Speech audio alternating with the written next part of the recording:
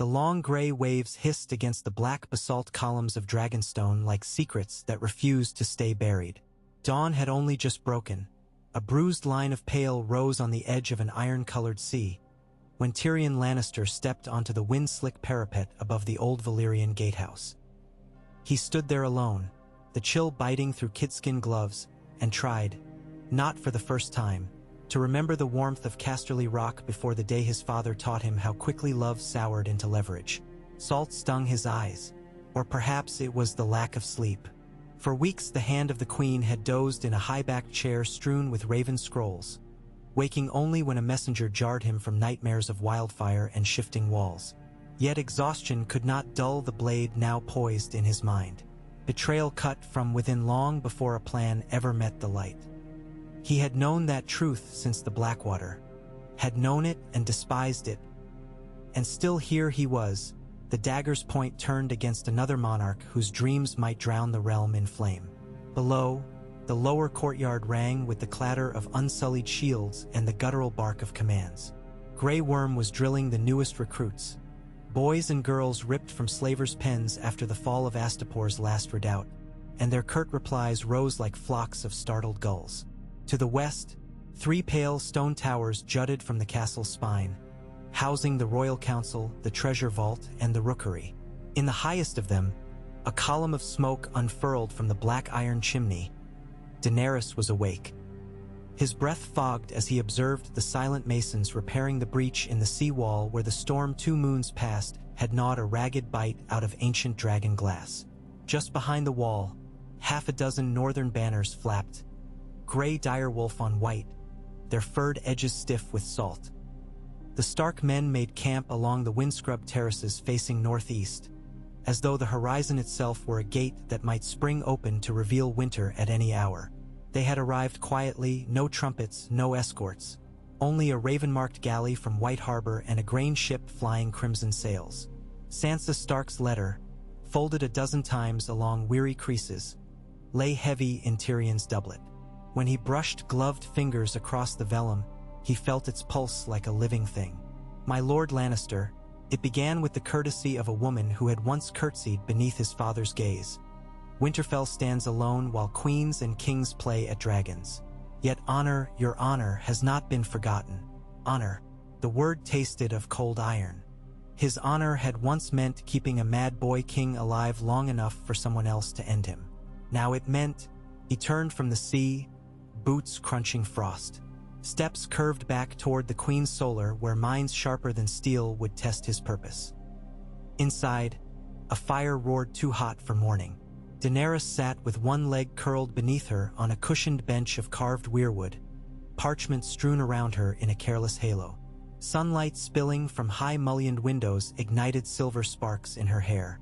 Running her eyes over a map inked in rust red, she looked up only when Tyrion's shadow crossed the floor. "You rose early," she said, voice husky with unspent dreams. "Lightning in the skull, your grace. It chased sleep off the battlements." She smiled faintly at the turn of phrase. She had once told him Dothraki possessed no word for metaphor and thus prized it like rare spice. "Then join me. I have letters from Highgarden, Storm's End, and..." She tapped a scroll bearing a manticore sigil. "The Iron Bank." Tyrion wondered if that was what Sansa had meant by queens playing at dragons. Alliances and loans, ships and sieges. A game with pieces carved from the bones of men who had never seen Dragonstone's black halls. He sat, awarding himself a swallow of arbor red from the decanter at her elbow. The wine did little to burn away the memory of Sansa's words. Daenerys pushed one parchment forward. "Lord Royce affirms the Vale will march the moment winter breaks. But they wish assurances. The Targaryen throne has never granted the Eyrie its ancient exemption from corvée levies." Tyrion summoned his professional mask, that porcelain grin the realm mistook for cunning rather than armor. "If Yohn Royce wants exemptions, grant them. Feathers weigh less than soldiers, and we need those knights." "And their Lady Sansa?" He kept his gaze level. "Lady Sansa has accepted the faith of her bannermen, that her brother is king in the north. And still she sends men to me." Daenerys' tone cooled. "Or to you." He was spared reply by the door's swing. Missandei entered, cheeks flushed from the climb, hair glimmering with escaped droplets of mist. Behind her, Varys glided like a pale specter, a fresh parchment in his hands. "Forgive the intrusion," Varys said. "A raven from Winterfell, marked urgent." Daenerys raised an eyebrow. "They relay it to you, not to my hand?" It was addressed to the throne yet unmade. The spider's lips twitched. He offered it to her. Tyrion watched the queen break wax, watched her irises tighten as she absorbed each line. When her fingers trembled, not like fear but anger, he knew the message had found its mark. "They beg for wheat," she breathed. "Winter's first storms buried half their harvest." Tyrion said, "We can divert a Tyroshi grain fleet. Ser Davos has men familiar with the shipping lanes." "Will that stop the snows?" she snapped, and then softer, regretting the barb. "I would see no child starve in my name, least of all the children of my allies." She fanned the letter before the hearth until edges curled. "Tell the captains to sail within the week, and see to the ravens. Winterfell must know their plea was heard." Tyrion bowed. As he rose, Daenerys' gaze pinned him. Not dragonfire, no, but a burning question. "Why does the North trust you when it still doubts me?" He had no answer she would wish to hear. That night Dragonstone's great hall filled with the aroma of spiced goat and sea bass, of warm bread and honeyed carrots. Flames leapt in the maw of the fireplace as musicians coaxed plaintive notes from lute and high harp. Daenerys dined among her captains, Grey Worm, Missandei, Varys, Davos, a pair of Tyroshi merchant princes promising proofs of loyalty if the queen's coin flowed their way. But Tyrion excused himself early under pretext of quill work. He traced a path through narrow corridors walled in scales of black obsidian until he reached the rookery. The maester on watch slept beneath a bearskin throw. Tyrion padded softly to the desk, selected fresh parchment, ground enough midnight blue ink to fill the room with the scent of crushed pine resin, and wrote by the light of a single candle stub. "Lady of Winterfell," the quill whispered across grain. "If food slays famine, swords must slay fear." He paused, listening for footfalls, but the tower breathed only dust and the soft rustle of restless ravens. When at last he sanded the letter and folded it, he took up the stark sigil stamp given to him by Sansa's envoy and marked the wax. Outside the rookery door, Varys awaited like prophecy in silk slippers. "Maester Wolkan will see your bird off?" Tyrion tucked the scroll into his cloak. "Wolkan's keen eyes are too valuable to risk frostbite." Varys' own eyes glittered. "The realm grows lonelier for every secret we keep, my friend. Make sure the secrets you sow do not cut your fingers when they ripen." Tyrion offered a wry salute, stepped into the icy stairwell, and prayed that cutting his fingers would be the least of his worries.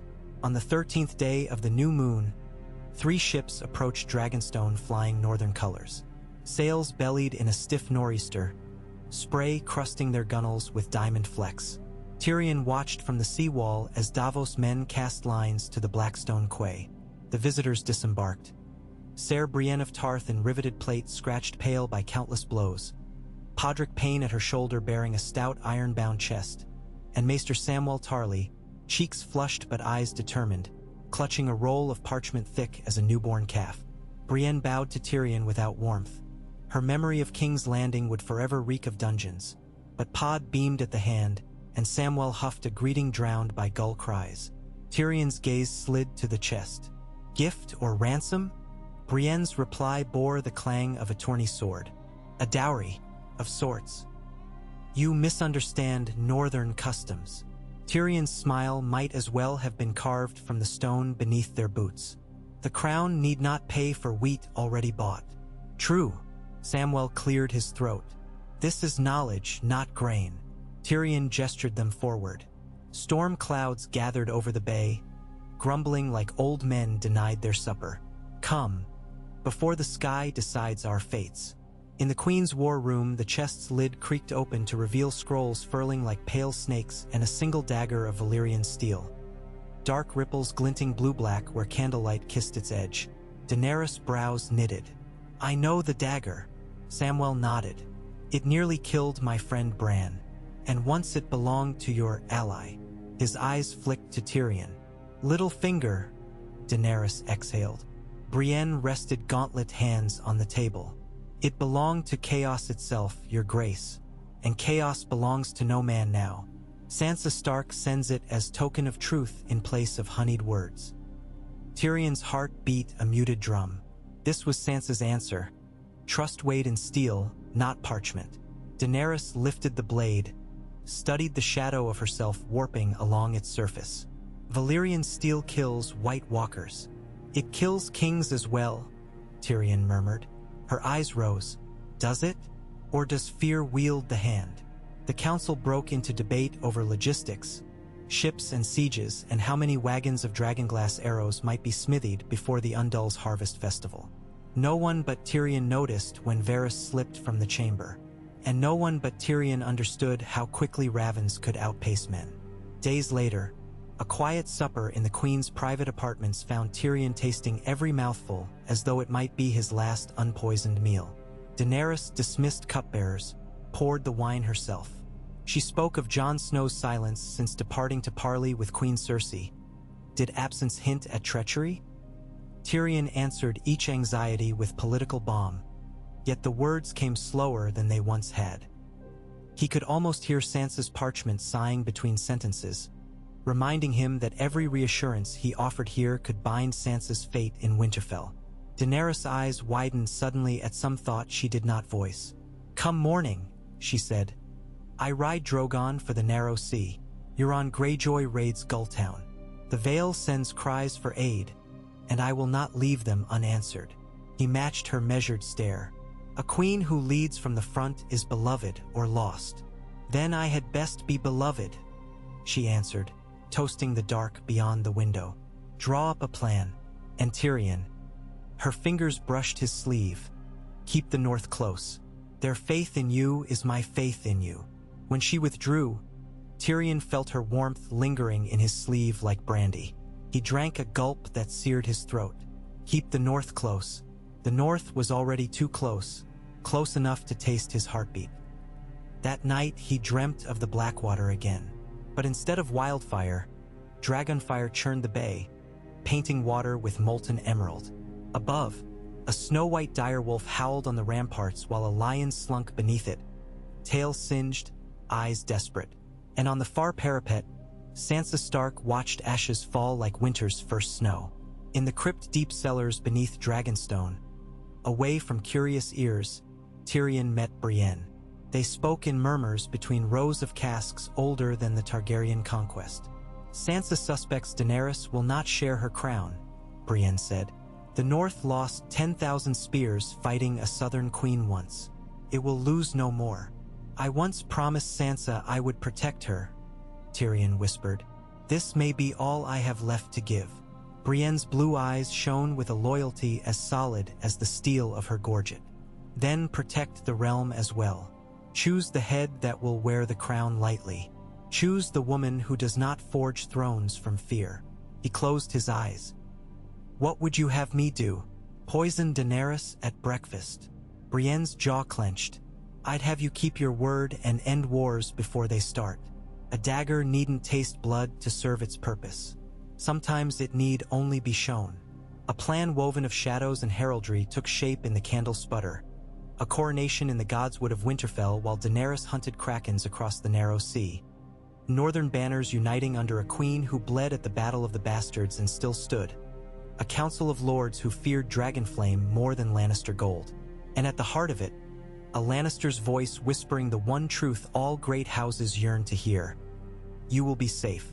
Before dawn the next day, Tyrion mounted a slender gray gelding and rode down the winding causeway with only 3 shadows for company. Brienne in her stormcloud armor, Samwell wrapped in a bearskin cloak 5 times too large, and Podrick tugging at reins as though the horse might sense his uncertainty and bolt. They said the queen slept. They said he rode to visit the stone miners' camps west of the castle.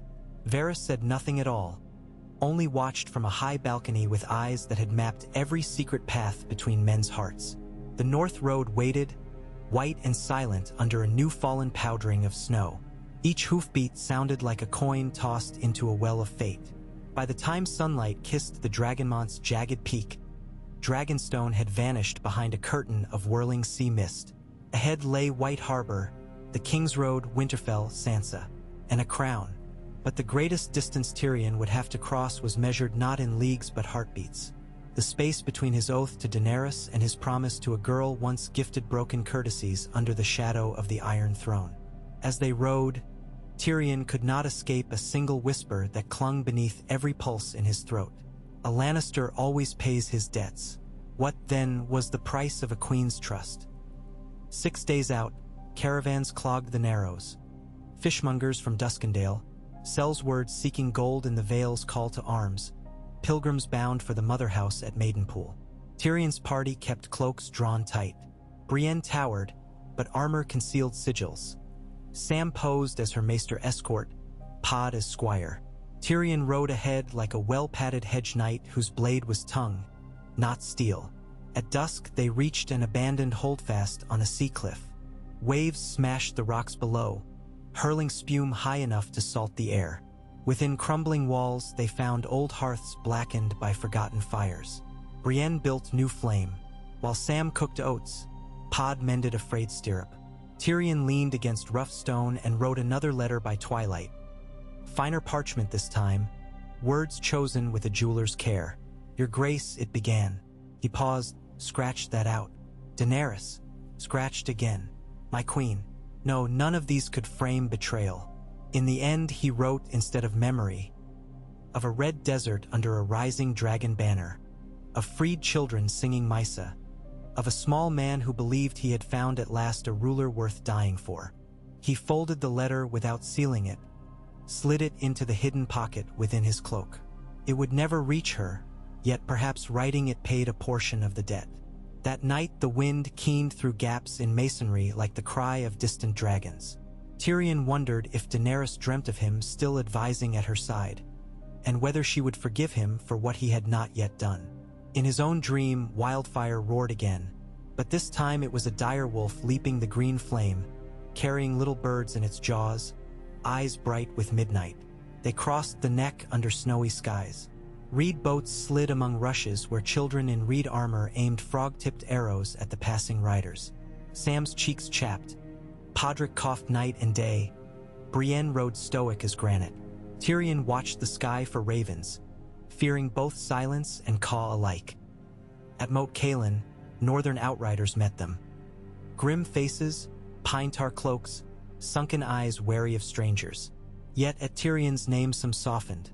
The Stark men remembered the dwarf who had armed them once at Winterfell and drank with them by a roaring hearth. They granted passage. On the last march to Winterfell, snow began in earnest, thick, fat flakes turning the world to parchment primed for a new tale. Tyrion could not help but think of dragon wings beating above this same road, and of embers falling where snow now lay. He touched the Valyrian steel dagger hidden at the small of his back, pulse quickening. As the wolf-carved towers of Winterfell rose from swirling white, a hush fell on the company. Tyrion tasted smoke on the wind. Not fire, but stewed turnips and roasted boar, the smell of a castle preparing for guests. Sansa expected him. Inside the great hall, banners of the dire wolf and of the Nymerian griffin, House Stark and House Manderly, draped the pillars. Braziers roared. Lords crowded trestle tables. In Cersei's banner for want of pay. The realm teetered, drunk on rumor and fear. In Winterfell's godswood among weirwood roots red with sap, lords gathered beneath torchlight to witness vows older than Aegon's conquest. Snow drifted like ash upon black cloaks. Bran Stark watched from a wheeled chair, eyes distant as moonlit ponds. Arya lingered at the edge, needle sheathed, face unreadable. Sansa knelt before the heart tree where the old gods glared through bleeding eyes. Maester Sam spoke titles. Brienne held the Valyrian dagger like a scepter of shadow, and Tyrion stood at Sansa's side, the faintest tremor in his good hand as he pressed a ribbon of snowy cloth across her brow. When she rose Queen of the North, Queen in winter, he felt the realm shift. Not as it had shifted beneath dragons' wings or wildfire's roar, but like frost cracking river ice, silent until the whole expanse gave way in thunder. Cheers echoed against stone. Manderly trumpets cried. Ale sloshed, dogs barked. 100 ravens burst skyward in a storm of wings black against white. Yet Tyrion's triumph curdled. He felt in that moment the distant crack of dragonfire across half the world, as if some cord woven between him and Daenerys had snapped. He imagined her landing at Dragonstone, learning that her hand had fled north to crown another. What color would her eyes burn then? Sorrow, fury, betrayal? All three were fires that could consume. The first snowmelt of dawn found him on Winterfell's eastern ramparts, breath pluming. He heard footsteps crunch behind him. Sansa joined him cloaked in sable. They looked upon the snow-buried fields where crop stubble poked like broken quills. "We have set events in motion none can halt," she said. "So we have, and yet all wheels turn.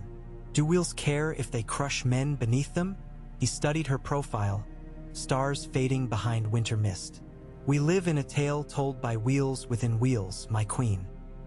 Best we learn to ride them with grace." She met his gaze. "I have learned, Tyrion, but so has Daenerys, which is why we must move quickly." He outlined a strategy. Letters to Riverrun and the Eyrie, promises of northern grain shipped on Manderly cogs, marriages to bind houses once ruled by fear. Sansa listened, nodding. Yet when he spoke of garnering support from King's Landing's merchant councils by offering reduced tariffs, she stilled. "Tariffs are the coin of peace," she said.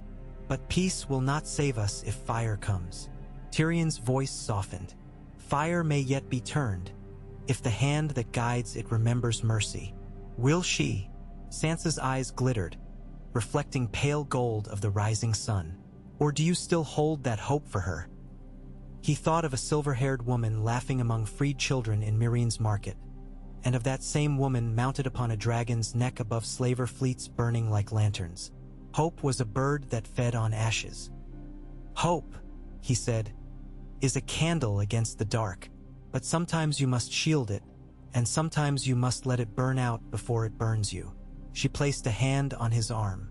"Then guard your heart, my lord. Guard it well. For if Daenerys Targaryen comes for her hand, to claim what she believes was stolen, she will not come alone." Her words lingered as crows cawed from the battlements. Tyrion drew his cloak tighter. In the far distance, beyond snows capes and rivers locked under ice, he thought he heard wings. Far to the south, on the deck of a Stormlander cog pitching through foamy swells, Daenerys Targaryen lifted a spyglass to her eye. Dragonstone's black spires receded behind her like a dream turned to charcoal. She could not yet see Winterfell, not yet feel the chill of walls where an old god's queen knelt upon frozen roots. But she felt the tremor in her blood, like Drogon's growl before he unleashed fire, warning her that the world she returned to would not be the one she left. She lowered the glass. "Turn north," she said to the captain. "Home calls." In the coil of Drogon's tail around the mast, embers of red flickered like sunset upon iron. The great beast stirred, sensing the direction of its rider's heart. Storm clouds gathered, winds shifted, and somewhere between ice and fire, two queens, once bound by fragile trust, now raced toward a reckoning each believed would save the realm. Tyrion dreamed again that night, but it was not wildfire that lit the bay. Instead, he stood before the Iron Throne now draped in direwolf pelts. Sansa sat tall upon it. At her feet a dragon knelt, shackled, wings folded like broken tents. Daenerys watched from a pyre of her own making, hair alight, yet no scream escaped her charred lips, only the hush of ash settling on marble. He reached for her, but flame devoured his fingertips. When he awoke, the scent of smoke still clung to his hair, though the hearth had long since died. He rose, wrapped a cloak about shoulders aching under unseen iron, and pressed quill to parchment once more. "My queen," he wrote, ink blurring as tears he would never admit to wept from weary eyes. "Forgive me. I have bought peace with your crown. May the realm never learn the cost." But even as he sealed the letter with black wax, he knew no raven would bear it. The only court where such confession might be heard was the one that lay between waking and sleep, in the narrow hall where hearts plead before conscience and find no judge but themselves. Outside his window, dawn bled silver into a sky sharpening with frost. The first bells of Winterfell pealed, announcing a new morn, and somewhere in that cold, bright silence stretched the 1,000 leagues of night that yet lay between ice and fire, between a dwarf's debt and a queen's fury, between the fragile hope of a realm and the certainty of dragons. The column of riders crested the rise south of Winterfell at noon, their silhouettes stark against the blanched sky. Snow driven by a scything wind blurred banners into ghosts of cloth. Yet Tyrion knew the lead standard bore the crowned direwolf because Lord Umber had insisted on carrying it himself. 25 northern lords had convened at the Queen's call, pledging steel and stores enough to last the castle through 2 more winters. It was a miracle of logistics, of trust, and of haste. Word rode faster than ravens these days, carried on tongues eager for gossip. The Dragon Queen had turned her fleet around, had vanished from the Stormlands, had not been sighted since. Fear sharpened every hoofbeat. Within Winterfell's walls the courtyard bristled with new-hewn pikes, the clang of forging, the odors of horse sweat and wet leather. Tyrion dismounted, boots sloshing in a slurry of snow and mud, and brushed crystals from his beard. All through the square men practiced tightening crossbow strings against the cold. Women stacked barrels of pickled beets beside bundles of goosefeather fletchings.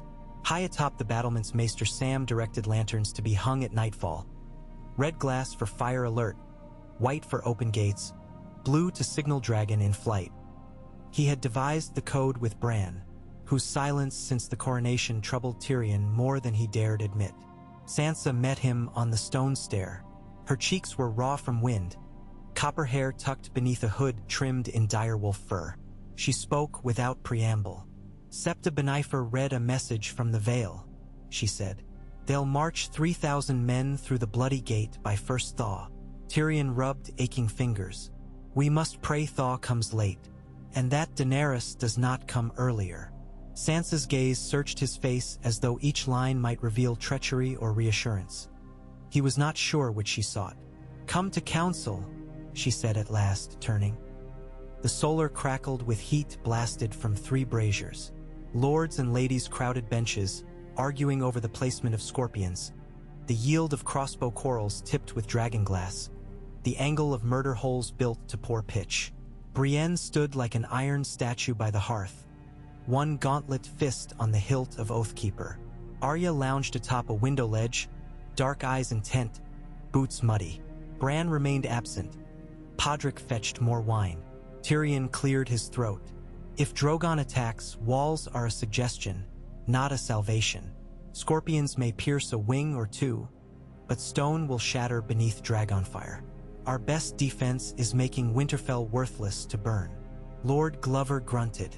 "A castle is never worthless, and a dragon will still burn it if the Queen wills it."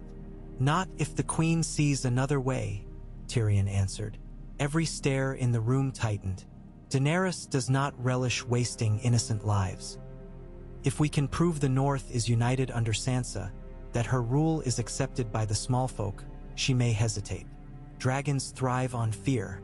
Deny her cause to unleash them." Lady Mormont, grown into a young woman now, yet still fiercer than warriors twice her height, snorted. "Your Silver Queen set slavers aflame and crucified nobles. She did not hesitate then." Tyrion bowed his head. "She believed it just. My task is to make her believe mercy is also just." Arya spoke from the sill, voice low. "Or we could put a knife in her throat before she sees the walls." Silence thudded.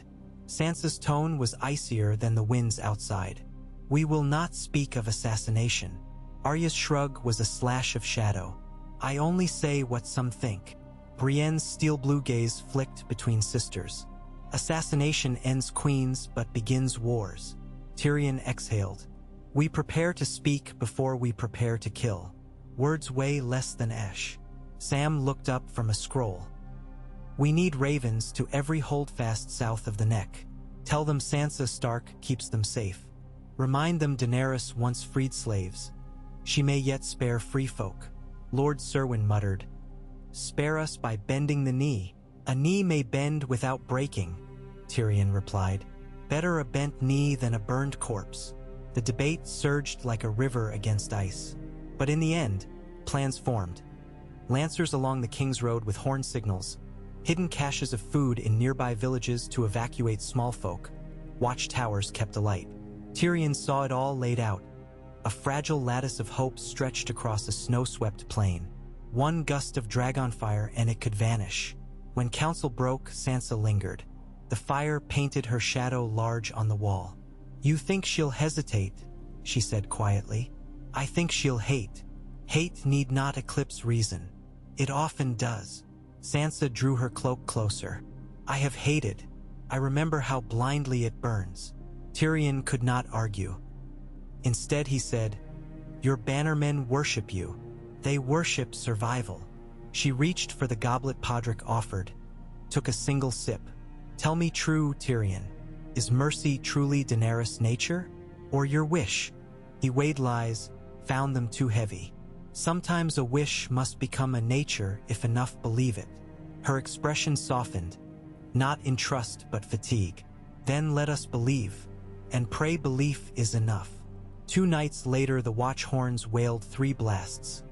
Unfamiliar signal echoing from the western curtain wall. Tyrion jerked upright from parchment-strewn dreams, heart hammering. He snatched a fur-lined cloak, rushed down half-lit corridors until the freeze slapped his lungs on the ramparts.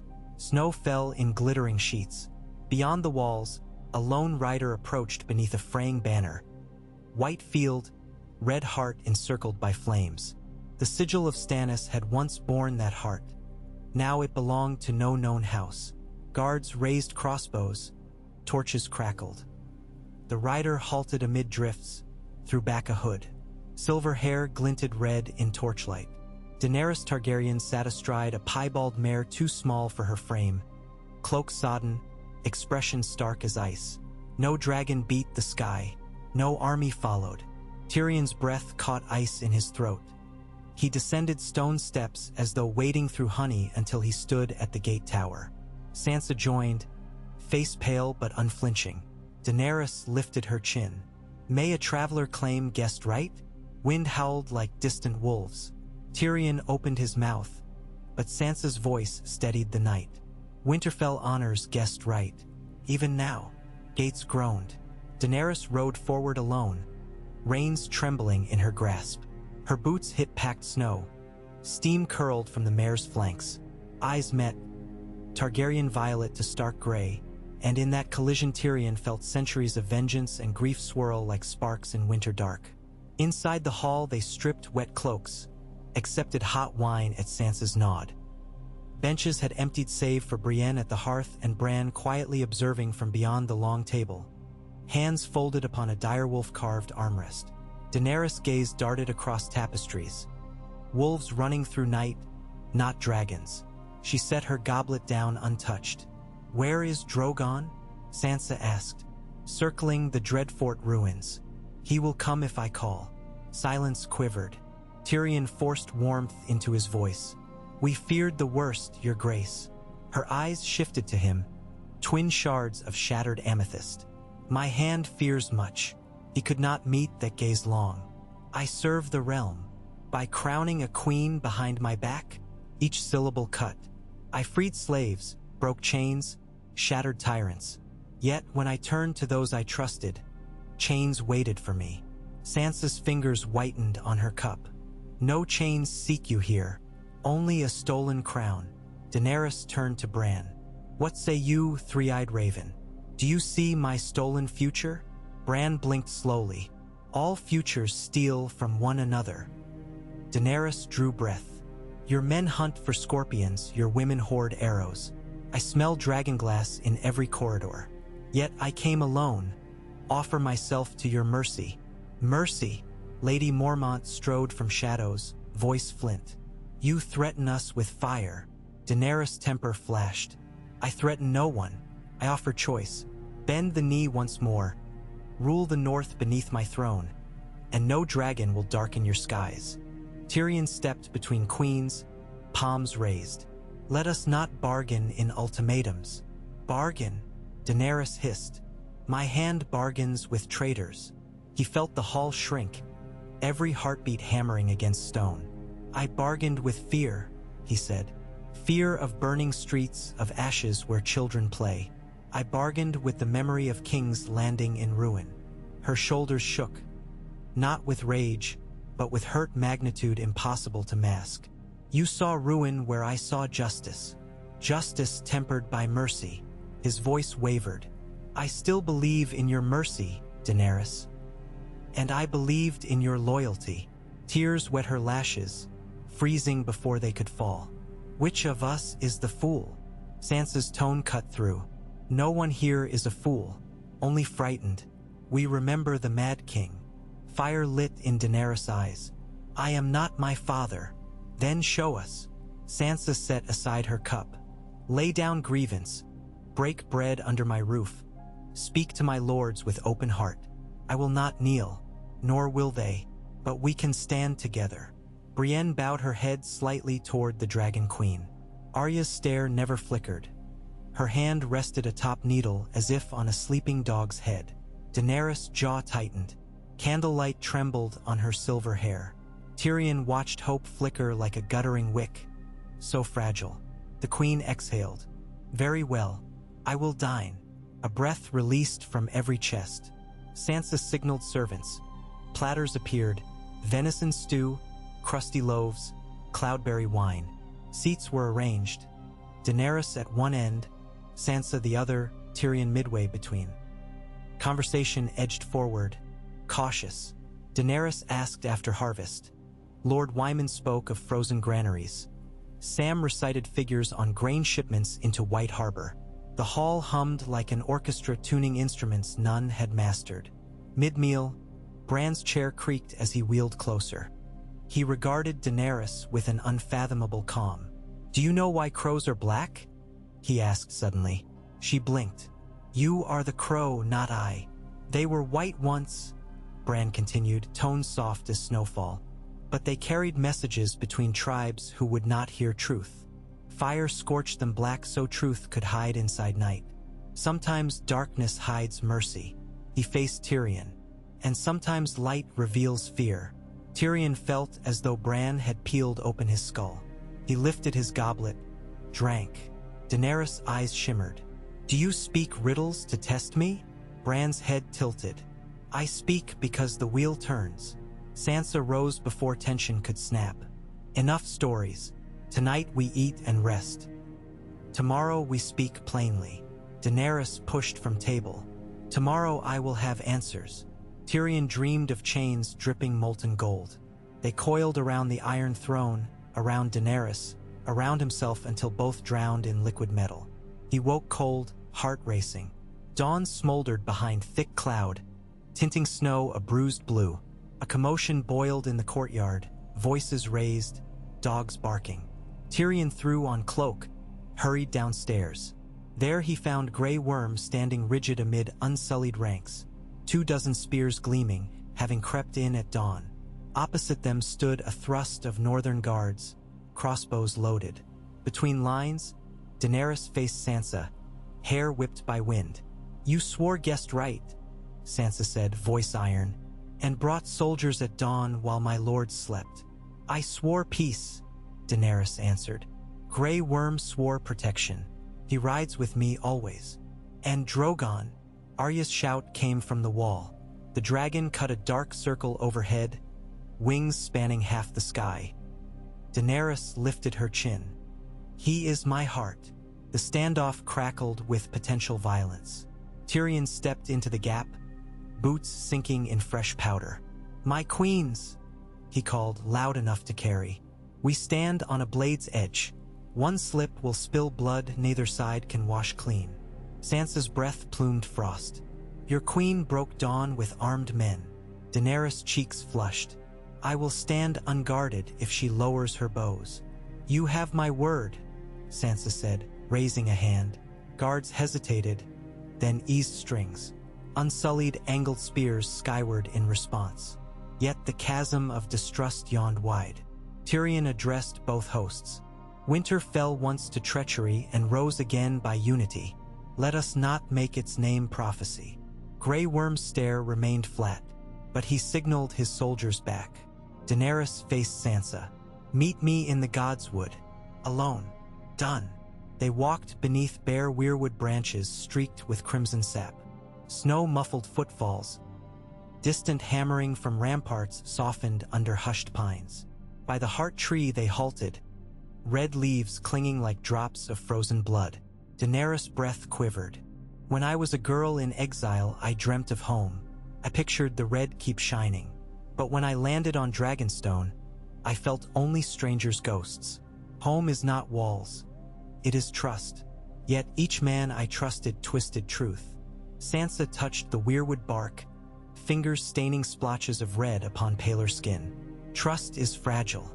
I lost it after father died, after Joffrey, and after Ramsay? Daenerys asked gently. Sansa's shoulders stiffened beneath furs.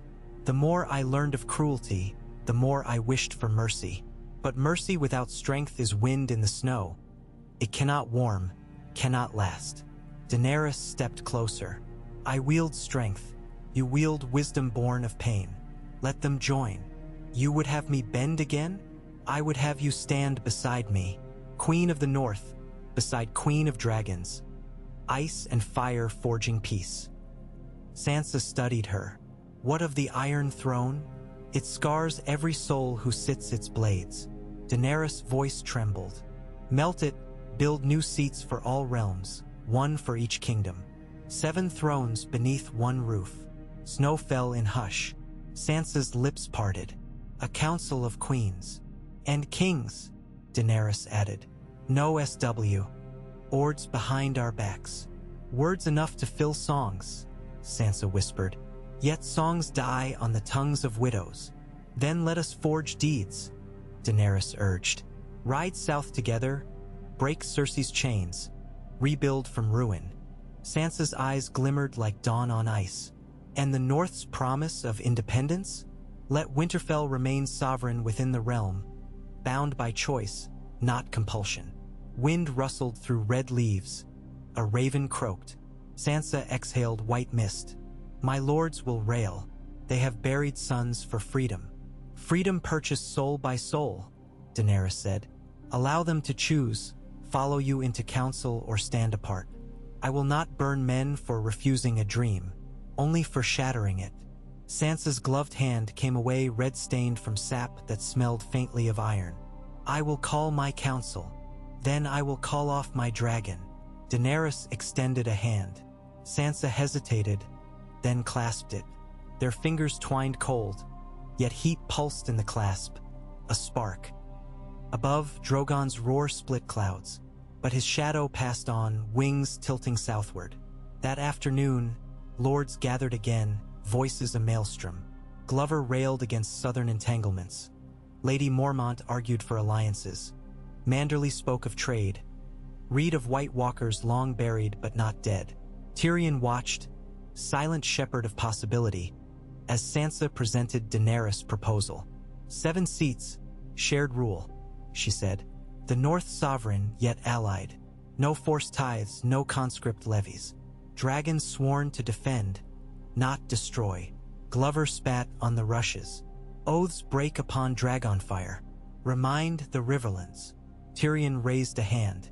Dragons will defend only if invited. Threat alone dissolves trust. Brienne added, sovereignty means no unsullied garrison unless we request aid. Lords grumbled, but none found flaw easy to voice. War cost. Winter cost more. Arya's voice sliced through. What of vengeance?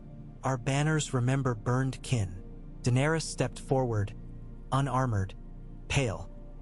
I offer justice, not vengeance. Any man who lost kin to my flame may lay claim before the council. Gold or aid will be granted. Murmurs swirled. Justice measured in coin felt hollow, yet better than none. It was Bran who ended debate. His chair creaked as he spoke quietly. I have seen endings.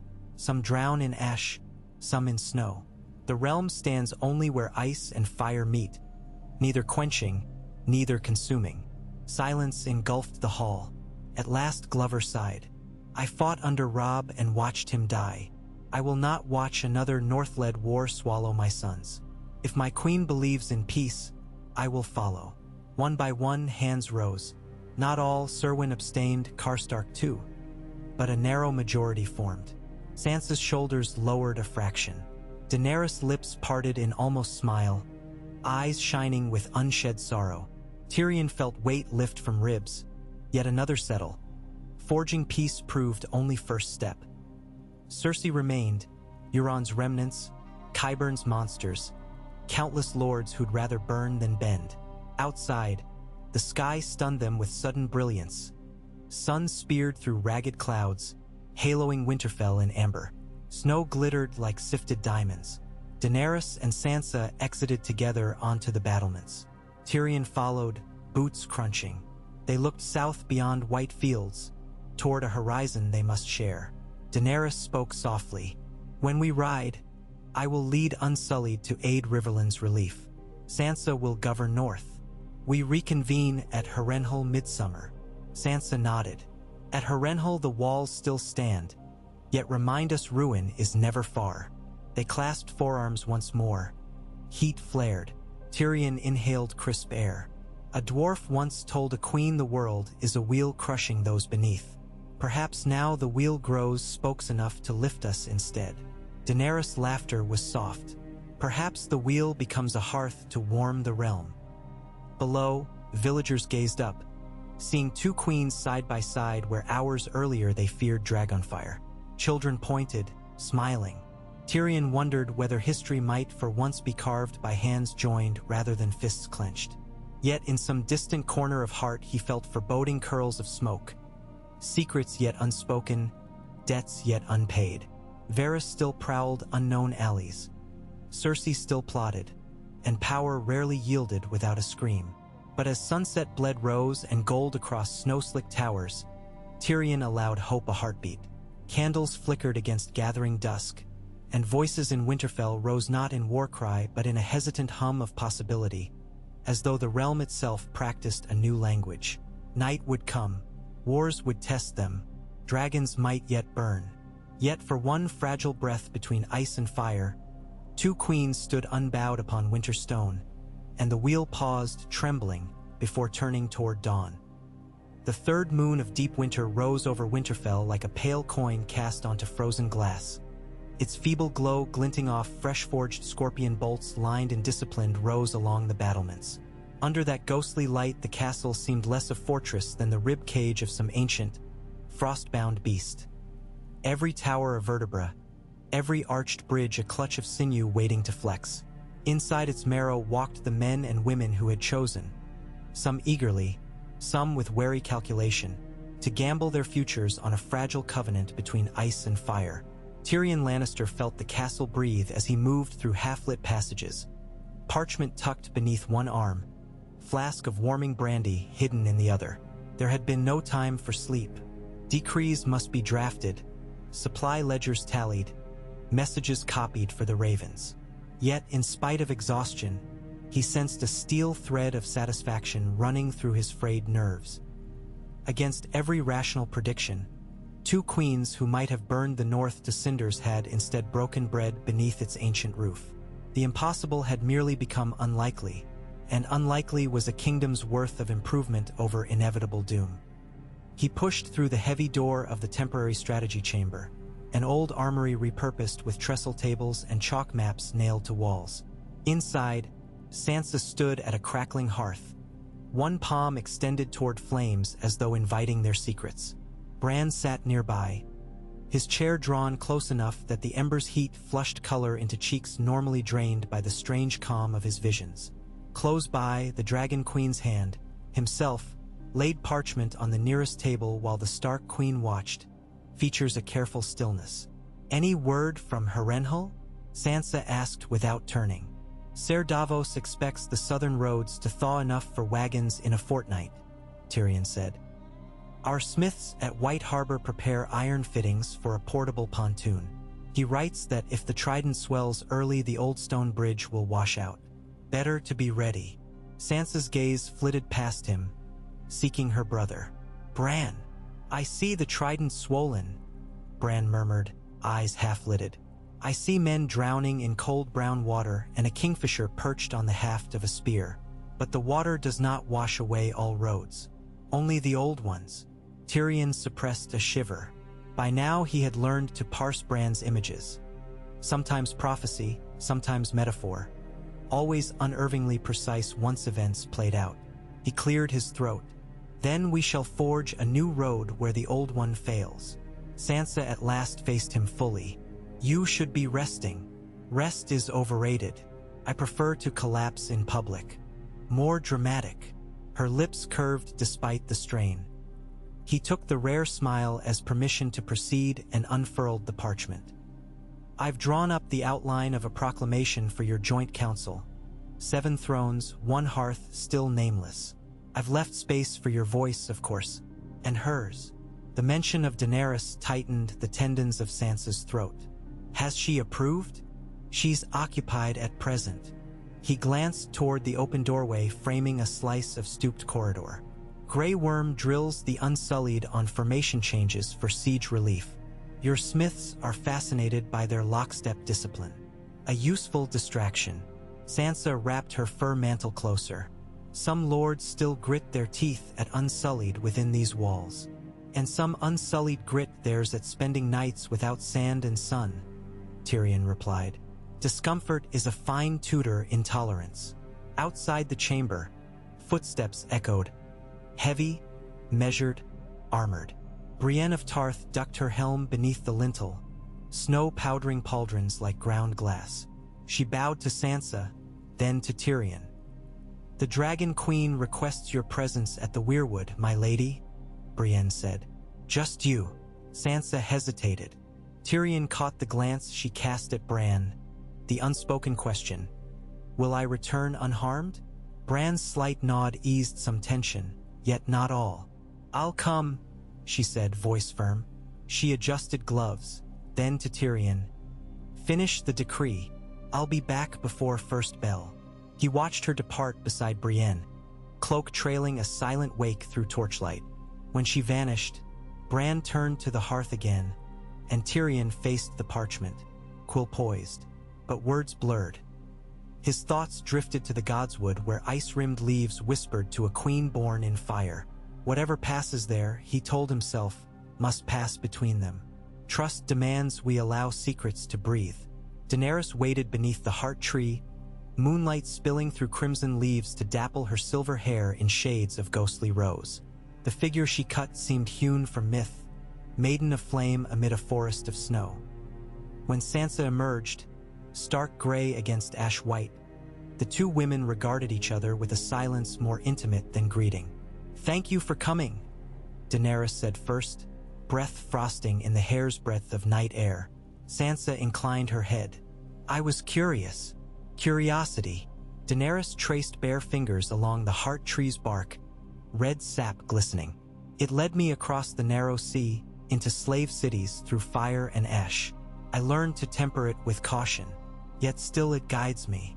"You wished a meeting without lords," Sansa observed, "and without daggers of protocol." Daenerys' eyes reflected starlight. "I do not know the North, not truly. I needed its Queen's Council, not her courtiers." Sansa stepped closer so their breath mingled.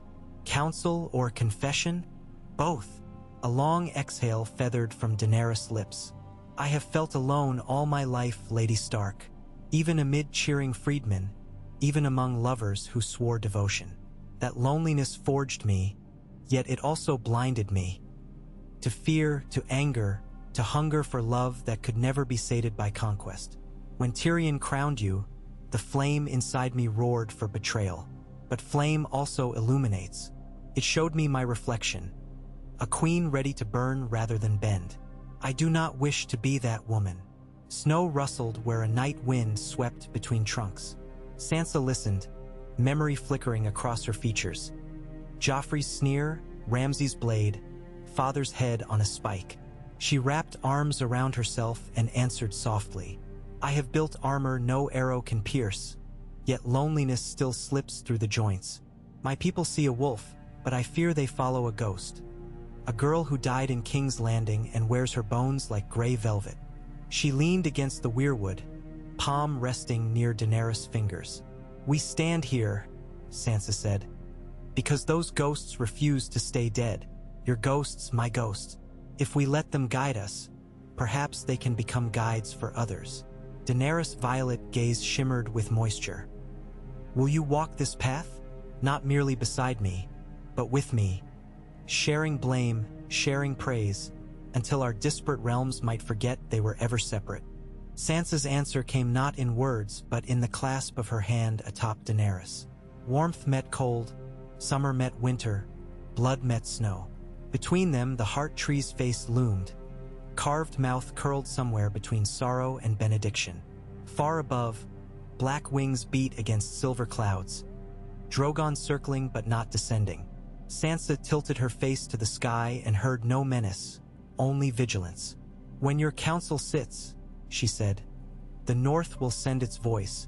I will sit beside you, not below. Daenerys nodded. Then tomorrow we sign the proclamation and begin the work of shaping subjects into citizens. They parted only when the new moon dipped low, leaving the gods would hushed save for whispering needles. Snowflakes drifted through branches and melted where their hands had warmed bark. Two prints side by side, ephemeral heraldry offered to the old gods. At dawn, raven bells tolled, and Maester Sam, eyes puffed from sleepless edits, ushered scribes into the great hall to prepare vellum thick as cured leather. The proclamation was read aloud by Lord Manderley, whose deep baritone carried each carefully weighed phrase to rafters where ravens perched. Grey Worm and Brienne served as silent witnesses, their armor gleaming in shafts of ruddy light spilling through slit windows. Arya observed from high in the minstrel's loft, half hidden in shadow. Tyrion's pulse thrummed as first Daenerys, then Sansa pressed signet rings into hot wax. Dragon three-headed, dire wolf rampant. Two seals overlapped on the same page. Let the record show, Sam announced, voice trembling with solemnity, that on this day, the realm gains council of equal crowns. Queen Daenerys Stormborn of House Targaryen, first of her name, and Queen Sansa of House Stark, Guardian of the North, do pledge mutual defense, free passage, and open council at midsummer each year, that no levy of grain or gold shall be demanded absent consensus, and that any subject harmed by dragonfire or northern blade alike shall be compensated in measure just and swift. The last sentence had tested every ink in Tyrion's pen. He exhaled when lords murmured grudging assent. But one voice rang out, hard as iron on anvil. It belonged to Ser Roderick Karstark, tall, hair the color of forge ash. I voice dissent, he called, stepping forward. Every head pivoted. Karstark bent knee not in homage but defiance, fist to chest. My kin died in King's Landing when dragonfire reigned, he said. I cannot follow a queen who would sup with their killer. A hush collapsed around him. Daenerys' face tightened, but she did not speak. Instead, Sansa descended the dais, cloak swirling. She approached Karstark until only inches separated them. I lost kin too, Sansa said, voice steady. An aunt crushed by rubble, a cousin speared by Lannister men. We all carry graves, but if we bury our future beside them, no winter will bring spring. Do you doubt my loyalty to the North? Karstark's jaw worked. No, my queen. Then trust that I do not kneel lightly. If Daenerys breaks this pact, the first sword drawn against her would be mine. I swear it on ice and on blood. Karstark remained still, then slowly drew the dagger at his hip. Gasps rippled, but he reversed the hilt and offered it to Sansa across his palms. I pledge to the council, he declared, voice cracking. So long as the council pledges to me. Sansa took the dagger and sheathed it at her belt. A roar broke forth, not of triumph, but of relieved exhale from a castle that had been waiting for the thud of immediate betrayal. Tyrion pressed fingertips to forehead, dizzy with averted disaster. Daenerys stepped down to join Sansa. She extended a hand to Karstark. After a heartbeat, he clasped it. Her dragon sigil ring pressed against his calloused fingers, and he did not flinch. That afternoon, Tyrion climbed the watchtower overlooking Winterfell's sprawling white and gray rooftops. He carried a wineskin, 2 tin cups, and an ache between his eyes. When he reached the top, Bran waited, wheels locked against a rampart post. "You summoned me?" Tyrion asked, pouring wine into cups though Bran never drank. "I wish to show you something," Bran answered, gaze distant. Across the snowscape, figures filed out of the main gate. Sansa, Daenerys, Grey Worm, Brienne, a retinue of mixed banners. They walked to the long stretch of field where Drogon had landed. The dragon crouched, wings mantled, tail curling lazily. As the queens approached, Drogon lowered his massive head until nostrils the size of cauldrons met Sansa's outstretched palm. Steam fogged around them. Tyrion felt gooseflesh. "He trusts her," he whispered. "Trust is not given," Bran said. "It is recognized." Below, Daenerys mounted Drogon's neck, leather reins glinting. Sansa stepped back as Grey Worm signaled Unsullied to practice loading supply crates onto the dragon's tethered saddle harness. Experiments for rapid relief airdrops. Tyrion watched, heart pounding, as Drogon's wings unfurled in incremental stretches that sent powdered snow spiraling skyward. "I needed to see," Bran murmured, "whether ice and fire could share breath without melting the world. And," Tyrion took a long swallow, "and the world still stands," Bran replied. "For now." Tyrion grimaced. "Your optimism wounds me with its cheer." Bran offered the faintest hint of a smile, something between pity and amusement. "You killed your father to save a city, Tyrion Lannister. Now you risk your life to save a realm that seldom thanks you." "Story of my life," Tyrion sighed, "and likely my death." Bran turned fully, eyes clearing into focus. "Beware the spider. He spins still." Tyrion's spine stiffened. "Varys?" "He disappeared the morning after Daenerys arrived. No sightings since." "Spiders dwell in shadows," Bran said, voice thinning into wind. "They wait for vibrations on the web." A chill slipped beneath Tyrion's cloak despite the roaring brazier. He knew Varys' loyalty lay with the realm, but whose vision of the realm? And what webs now quivered with opportunity? As snow gusted into the tower, Tyrion sipped wine, gaze locked on the interplay below. A dragon, 2 queens, a field of white unmarked by fire. He forced faith to fill his lungs, yet Bran's warning coiled like smoke through the edges of thought. That night, a feast unlike any Winterfell had seen in generations sprawled across the Great Hall, less dour than northern custom, yet not the riotous extravagance of southern revelry. Wooden tables groaned under trencher-breads, baked trout slathered in honeyed butter, roasted elk studded with juniper berries. Flutes, drums, and an Imerian harp coaxed music that hovered between mournful and hopeful, like spring thaw still tasting of ice. Tyrion wandered from cluster to cluster, dabbing grease from chin, trading jests, ensuring barrels of ale did not leak into the floor. A tragedy he would not abide. Near the dais, Davos Seaworth and Lord Manderley argued fish salting techniques. Lady Mormont sparred verbally with an unsullied captain about the merits of pikes over spears. Arya coaxed Podrick into teaching a Braavosi drinking chant. The swirl of cultures felt heady, precarious, intoxicating. Beside the hearth upon cushioned benches, Sansa and Daenerys sat shoulder to shoulder, heads bent together. Sansa recounted some childhood winter memory. Skeins of icy sunlight through glass, smell of cinnamon bread. And Daenerys listened with wistful crooked smile, as though such domestic warmth were a marvel glimpsed only through other people's windows. When Sansa laughed, Daenerys joined, unguarded, and Tyrion saw a ripple of astonishment travel through the lords who witnessed it. Hope blossomed again, and Tyrion, wary of sudden frost, refilled his cup. Hours deep, when torches guttered low and music softened to a single reed flute, Tyrion retired to the solar adjoining his small bedchamber. He needed quill and ink. Victory, however nascent, demanded record. He cracked the door and froze. A figure stood at his desk, cloaked, head bowed. Varys. The spider looked up, eyes shining in candlelight. "Tyrion." he greeted in a tone both warm and wounded. "I assumed you'd flown south on a raven's back," Tyrion said, wary. "I learned long ago that webs stretch everywhere," Varys replied. He unfurled a scroll. "Do you know what this is?" Tyrion approached slowly. Written in a fine Associ hand, his eye recognized as one of Varys' little birds. It described the coronation, the pact, the Council of Queens. Information scarcely 12 hours old.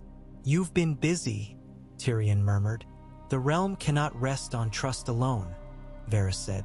"I send words so minds may weigh them before swords must." "To whom?" Varys' lips pressed thin. "To those who might counterbalance dragons with cooler judgment." "Cooler or colder?" Tyrion's voice sharpened. "You intend to undermine the pact before it draws breath." "I intend to ensure it survives the expectation it creates," Varys countered. "Peace is fragile as frost on iron. We must temper it with steel." Tyrion's laugh was brittle. "And here I believed the spider served the realm, not his own calculations." "I serve millions you never see," Varys said softly. "Children who will burn if dragons misstep. I beg you, keep faith with Daenerys if you can, but watch her with both eyes. And watch the north sighing wolves as well. All hearts are combustible." He slipped the scroll into his sleeve. "Let no one know I was here." "Too late," said Tyrion. But Varys had already slipped through the far door, silent as smoke. Tyrion swallowed, throat raw. He poured brandy, gulped. The floor suddenly felt uneven beneath boots. How many watchers, how many webs? Yet he could not reveal Varys. Doing so might shatter the fragile alliance. Secrets, like arrows, could not be returned once loosed. 3 days later, the caravan departed North Gates. Daenerys atop Drogon, leading a wedge of unsullied and stark spearmen south toward Moat Cailin, then on to the riverlands. Grey Worm marched at the front, helm crest flashing frost. Sansa rode Shadowfax, her white courser, a league to escort before returning. Tyrion rode beside the queens until the first Pine Ridge, then drew rein, promising to reach White Harbor by Raven before mid-spring with grain tallies and harbor quotas. They parted under a cobalt sky ribboned with high clouds. Drogon rose, wind thunder slamming the earth. Tyrion's horse shied. He watched scales glittering black-red, saw Daenerys' cloak snap behind her like a banner of new forge. Beside him Sansa lifted gloved hand in salute. When dragon fire roared not in anger but exhilaration, northern soldiers cheered. Tyrion tasted tears on frigid wind, not sure whose they were. He turned back toward Winterfell, mind spinning plazas of possibility. Trade routes, levy reforms, integrated courts, and shadows. Varys skulking, Cersei plotting, Euron's drowned gods whispering vengeance. He found he welcomed the weight. Labor anchored him where fear might otherwise carry him adrift. Meanwhile, south of the Neck, trouble coiled. In the blackened ruin of a tavern outside Maidenpool, a man in sea-green doublet knelt before a cloaked figure who spilled coins of bright Lannister gold onto the ashen hearth. "The Golden Company has not gone home," said the kneeling man, voice trembling. "They linger off Crackclaw Coast, leaderless since Lady Cersei's fall.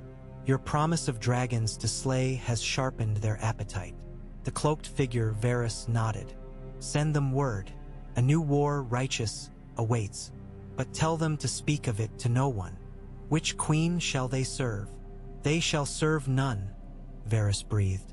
"They shall serve peace by preparing for war." He dropped another coin. Gold thunked onto stone like a distant war drum. Winter's hold waned. Ice cracked on lakes. First buds thrust cautious green through meltwater. Tyrion presided over provisions loaded onto river barges.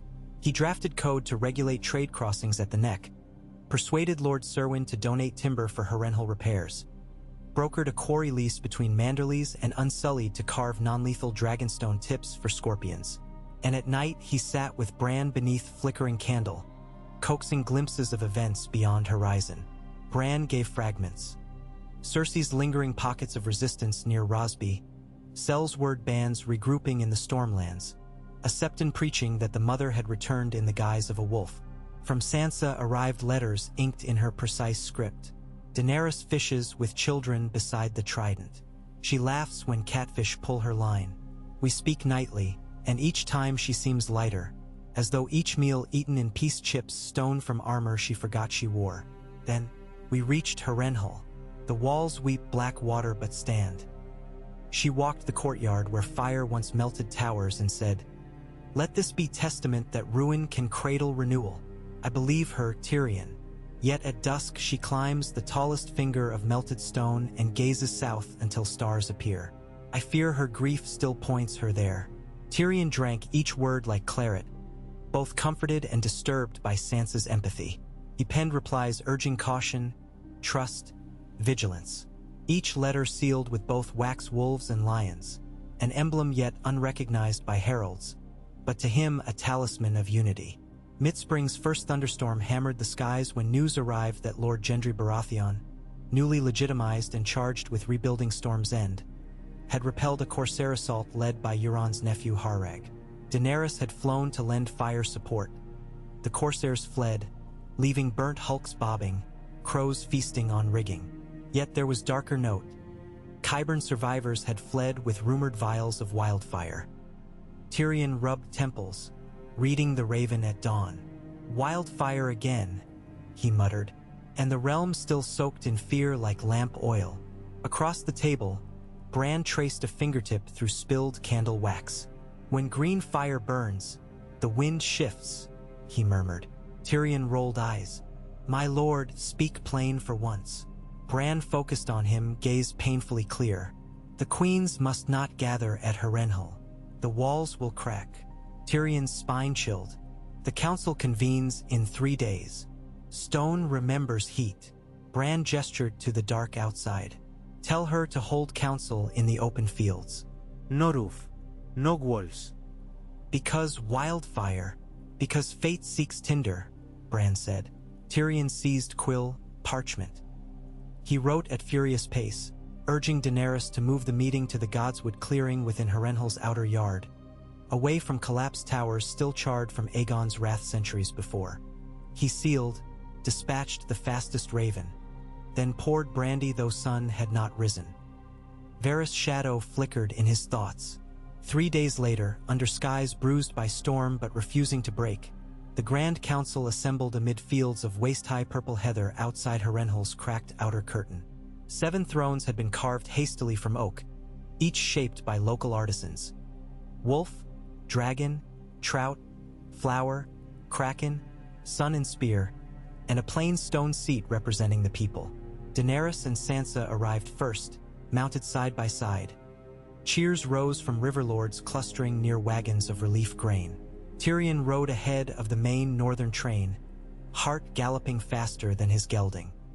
He found the queens conferring with Gendry, who looked every bit the blacksmith despite Baratheon black and gold surcoat. They laughed at some jest about hammering nails through Harrenhal's melted doors to air out sulfur stench. A good sign, Tyrion thought. He scanned for suspicious barrels, rogue cells words. The field felt vast, open, safe. Yet as banners formed concentric semicircles, Arryn falcons, Tully trout, Martell sunburst, he noted too few reach colors, almost none from the Westerlands. The vacuum, he decided, must be filled carefully. He dismounted, approached Daenerys. "My queens," he said, bowing, "I bring Bran's counsel that we begin before noon. Storms gather west." Daenerys, eyes bright, nodded. He spoke true.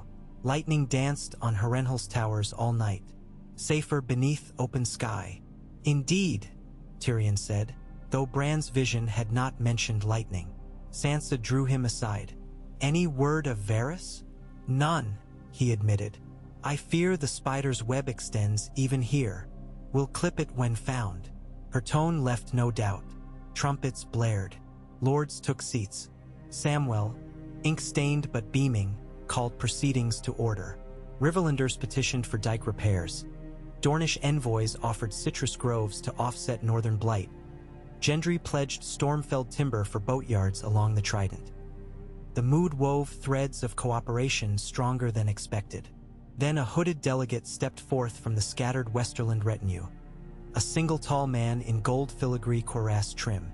He bowed deeply, "My lieges," he intoned, voice smooth as silk soaked in brandy. "I am Sir Osmond Harroway of Banefort, charged by Lady Dorna Lannister to speak for the West."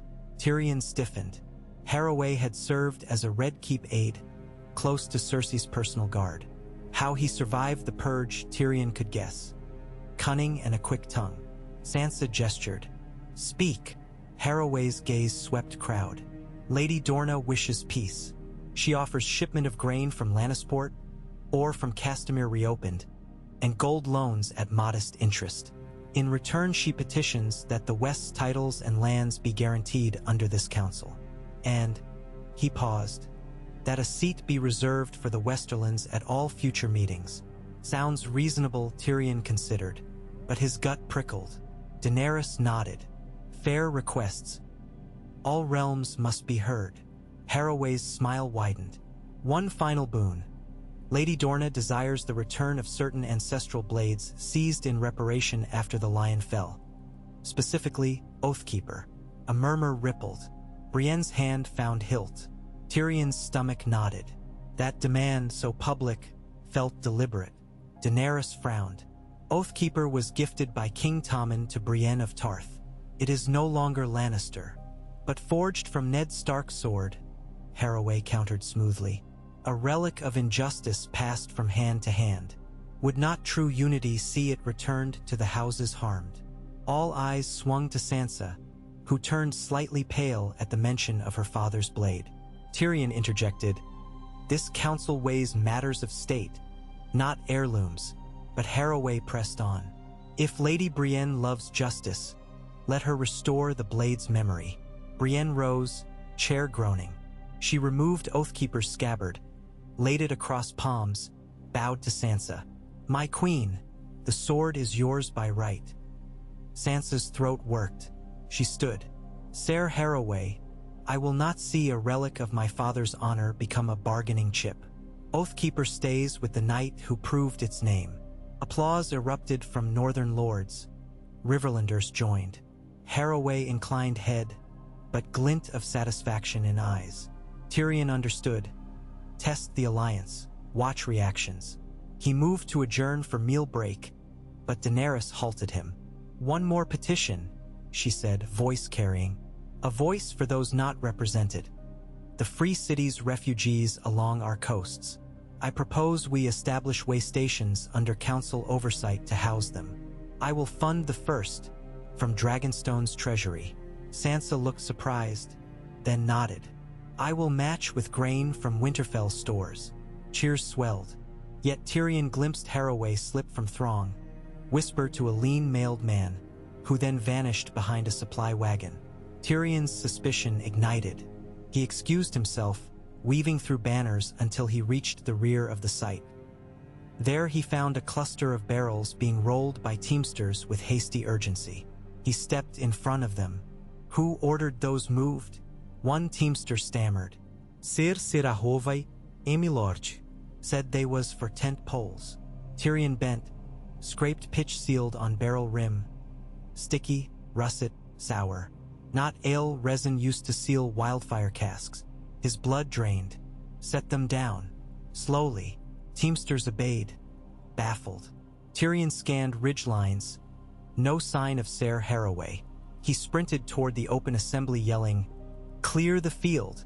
Puzzled faces turned. Tyrion vaulted a stone, waving arms. "Wildfire! Everyone back!" Chaos erupted. Lords stumbled from seats. Unsullied formed shield walls. Riverlanders screamed. Tyrion spotted Harroway climbing a ruined stairway, torch in hand.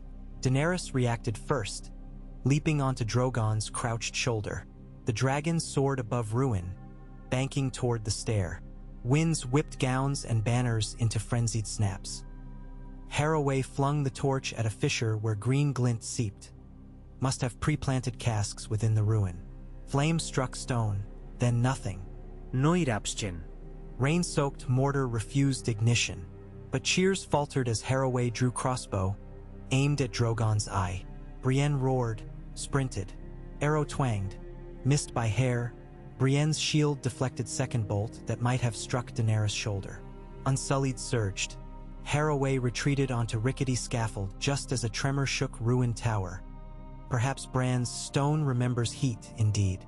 Cracked masonry groaned, collapsed, engulfing traitor and scaffold with an avalanche of soot and shale. Dust cloud billowed, choking, but wildfire casks remained unlit. When quiet settled, Tyrion bent double, lungs heaving. Daenerys landed Drogon on boulder top, dismounted, cloak ripped. She strode to Tyrion. "You saw it first," she said, voice hoarse. "I see trouble best when it approaches with pitch," he coughed. Sansa arrived, face smeared with dust, Brienne at heel. She took Tyrion's hands. "Are you hurt?" "Merely embarrassed that my kin still plot murder in such theatrical fashion." He gazed across wreckage. Barrels hauled clear by soldiers, lords clutching each other in mutual relief. The pact had survived its first assassination attempt. Daenerys clasped Sansa's forearm. "United we stand," she said.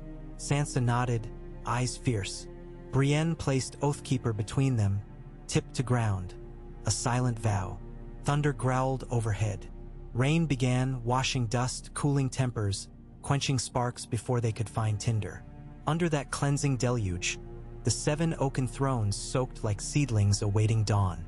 Late that night, in an abandoned grain shed, a lantern flickered over Varys' face as he counted surviving vials of wildfire, secretly removed from Harroway's stores days prior.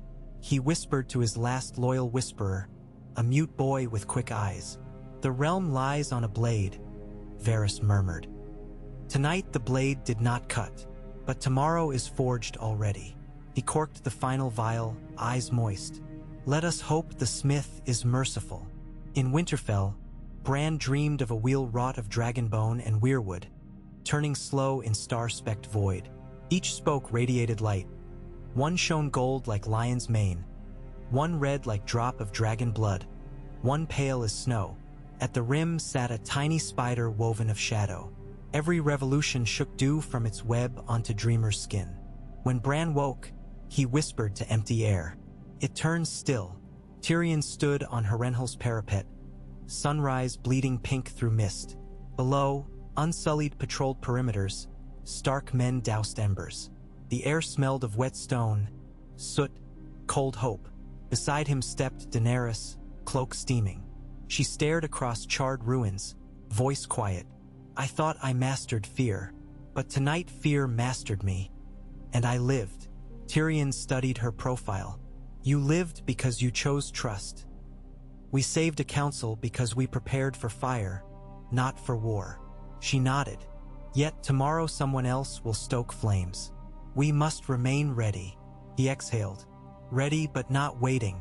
We move. Invite Westerlands to send new delegate. Open talks with Bravos for grain loans. Show them council endures. And Cersei's remnants? The river lords will mop up pockets. But we cannot kill every spark. We must flood them with better stories." Daenerys smiled, faint. "I have dragons. You have stories." "Stories outlast dragons," Tyrion said, "if we craft the right ones." Her gaze swept horizon. "The realm may yet believe." Tyrion straightened sore shoulders. "Then let us give them cause. We ride to King's Landing when summer road dries. We plant seeds where ash once lay." Daenerys placed hand over his. Warm, steady. "Together," she said. Across field, Sansa emerged from command tent, hair plaited, eyes meeting theirs. She raised hand in greeting, an unspoken bond forged under rain and ruin.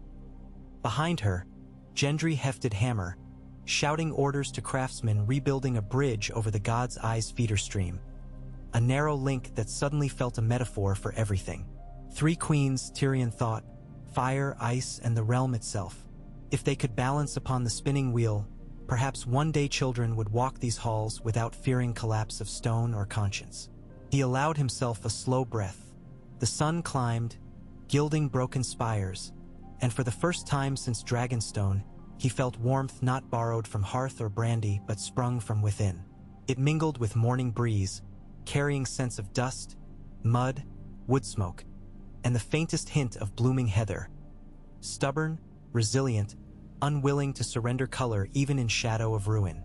The council would reconvene within the hour. Letters awaited, deals to draft, reparations to allocate. War still loomed, betrayal still stalked. But the wheel, though turning, had not crushed them this day. And so long as it turned, stories could be written anew. Tyrion lifted face to sky, let sunlight blind him to yesterday's phantoms, and smiled. The realm's next chapter had begun, and he held ink enough to fill its pages. The rain slackened at dawn, leaving the fields outside Harrenhal slick and glimmering in a pale gold hush. Mist coiled around the shattered keeps like the breath of slumbering giants, and a rook's solitary cry carried across the stillness, answered only by the staccato drip of water sliding from scorched stone. Tyrion Lannister stood at the edge of the encampment, cloak thrown about his shoulders, boots sinking into the sodden earth one slow inch at a time as he surveyed the ragged silhouettes of tents, wagons, half-dismantled barricades.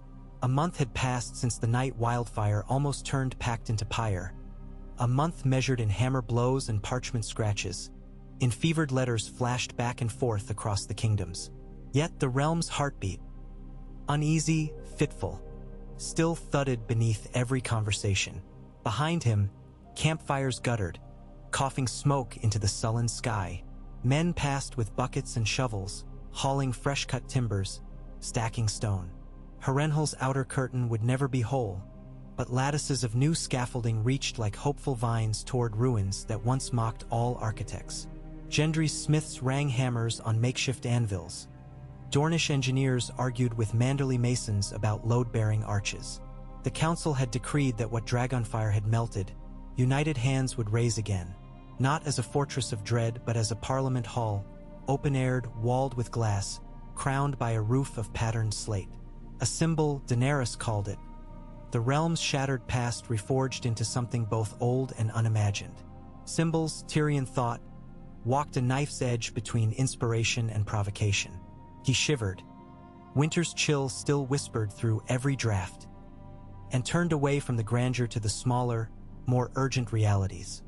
Half-empty grain sacks, scribbled casualty tallies, letters from far-flung garrisons claiming Raider. S in Lannisport colors had torched 2 villages north of the Blackwater. The West was not done testing them, nor, he admitted, was Varys. He felt the spider's absence like a thorn inside his boot. For weeks there had been no sign beyond rumors. A bald merchant glimpsed in Gulltown, a eunuch healer tending plague outside Old Town's walls. Each proved false. Yet parchments reached governors and septons carrying Varys' sigil, the stylized spider of his secret network, urging vigilance against dragons wielded by queens half-mad with vision. Not open treason, but caution, poison painted as prudence. It spread quietly, stoking fires of doubt that no decree from the joint throne could fully quench. Tyrion scowled, pulling his cloak tighter. He had drafted a dozen letters pleading Varys to return, to speak plainly before suspicion calcified into accusation. Each letter he burned, convinced words would only trace paths for daggers. Instead, he watched, listened, argued at council, sowed transparency where shadow threatened. And still he worried. Spiders did not need to strike if they could convince flies to bind themselves. Thinking of him again? A voice asked. Tyrion glanced sideways. Arya Stark approached, rain-damp hair flicking across her cheeks. Gray cloak pinned with a silver direwolf small enough to fit in a palm yet sharp enough to draw blood if mishandled. Her boots left almost no sound on the mud. Always, Tyrion replied. One does not forget a phantom tugging at every thread. Arya folded arms. Bran says we cannot see the spider's web by staring at empty air. We must watch what sticks. She lifted a small cloth pouch. This stuck. She tipped the pouch. 3 thin crystal vials rolled into Tyrion's palm, glowing faint green even through morning gloom. Wildfire, he muttered. Found buried beneath old grain in a Lannister wagon leaving camp last night, Arya said. Driver claims he was paid 5 stags to deliver it to a mill near Maidenpool. Said the man who hired him was smooth-voiced, smelled of sweet smoke. Tyrion's stomach tightened. Varys enjoyed scented candles, jasmine and clove, but wildfire, too reckless, too traceable. Could be another hand wearing the spider's perfume to sow blame. Either way, the realm teetered. Does Sansa know? He asked. Not yet. She's with Daenerys. They inspect the new council chamber framing. Arya smirked. Seems they plan stained glass wolves and dragons chasing each other around the eaves. Goo. He pocketed the vials carefully. Better than skulls and spears. Still, this could shatter everything. Arya's eyes reflected steel. Then we find who set the trap, before it springs. She pivoted and vanished into the maze of wagons. Tyrion exhaled, swore softly. He would bring the vials to Gendry. Only fire could safely destroy fire. And then he would write Daenerys and Sansa a concise, unpanicked report emphasizing vigilance without inciting paranoia. The line between caution and mistrust was a strand of spider silk. Once snapped, alliances unraveled. He turned, and nearly collided with Samwell Tarly, quills bristling from his belt, ink spattered across his doublet. Sam's eyes widened at Tyrion's expression but plunged ahead.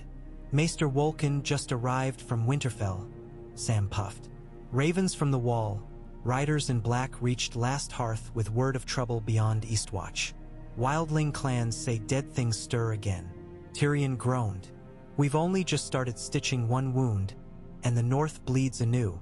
Dead things, Sam repeated, fear flickering behind scholarly resolve. They talk of shadows moving beneath ice, howling without breath. Tyrion closed eyes. Tell no one but the queens and Bran. If rumors of White Walkers spread while half the lords still question dragons, we'll have madness. Go. I'll follow once I've disposed of something. Sam bowed awkwardly and scurried off. Tyrion watched him vanish, then glanced at the vials in his hand. Wildfire and Walking Dead, spiders and lords. He wondered whether fate delighted in juggling horrors simply to see which would drop first. By mid-afternoon, the sky cleared to a washed-out blue and the council's newly raised rafters glinted wet as blackbirds flew between beams. The Parliament Hall, as scribes already called it, stood roofless still, only a skeletal span of oak and iron anchors, but its floor, laid with polished limestone quarried from Gulltown, gleamed like a promise. Sansa paced the perimeter with Lady Mormont and Lord Royce, discussing seat allocations and acoustic cones so every voice could carry. Daenerys knelt near center, conferring with a dark-skinned architect from Astapor who specialized in solar funnels to light stained glass. When Tyrion approached, both queens turned, their faces shadowed by the frame's lattice yet lifted with a cautious optimism that unsettled him more than open dread. Optimism could break hearts easier than swords. Sansa saw his expression first. Bad news. News that wears a grim mask, yes. She gestured him inside the rising hall. Workers paused reverently as the queens moved. Tyrion withdrew the 3 vials, holding them so sun-caught green within. Wildfire, he said softly, hidden in a westbound wagon. Arya found it. Daenerys' eyes narrowed. How much? 3 vials only. Enough to ignite stores where placed, not demolish castles. But symbolism trumps yield. Sansa's jaw clenched. Who? No name yet. Possibly a hired driver, possibly a trail to mislead. Arya hunts. I suggest doubling guard on powder stores. Check every departing cart. Quietly, Daenerys rose. I'll have Grey Worm post watches at the river docks. And the builders, Sansa added. Twin patrols sweeping each wagon leaving camp. Daenerys nodded. Done. Tyrion hesitated. Then, there's more. Ravens from the wall. Sightings of unrest beyond Eastwatch. I haven't shared with the lords. Sansa's face drained. Memories of the long night were born yesterday in northern mines. Fear still nested in their marrow. Bran. He studies. Daenerys folded arms. If the dead rise again, our unity must hold, else we fall twice. Tyrion agreed. I'll draft a call for volunteers, rotating watch companies from each kingdom to reinforce the wall. Show common cause. Sansa placed a hand on his sleeve. Make sure the letter invokes shared blood spilled at Winterfell, not just threats. Remind them they've fought together before. The gesture lingered, a silent recognition of trust. Daenerys watched, unreadable, then turned to the architect, issuing directives to adjust pillar spacing for banners of every kingdom, not merely the 7 seats. Tyrion exhaled. Addressing wildfire was tangible. Unseen dead were another matter.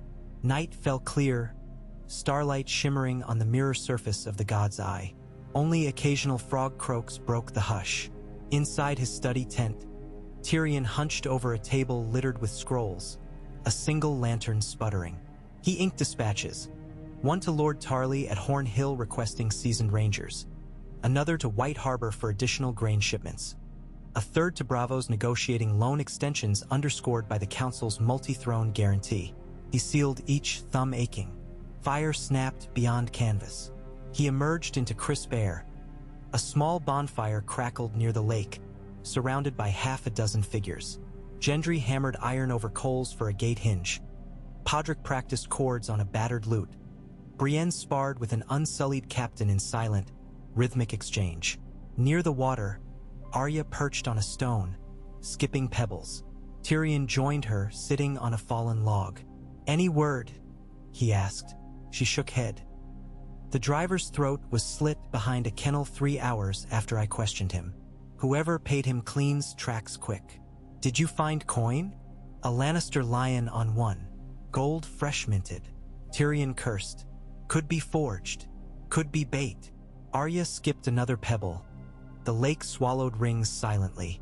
"I'll track the spider." He studied her profile. Sharp, tired, determined.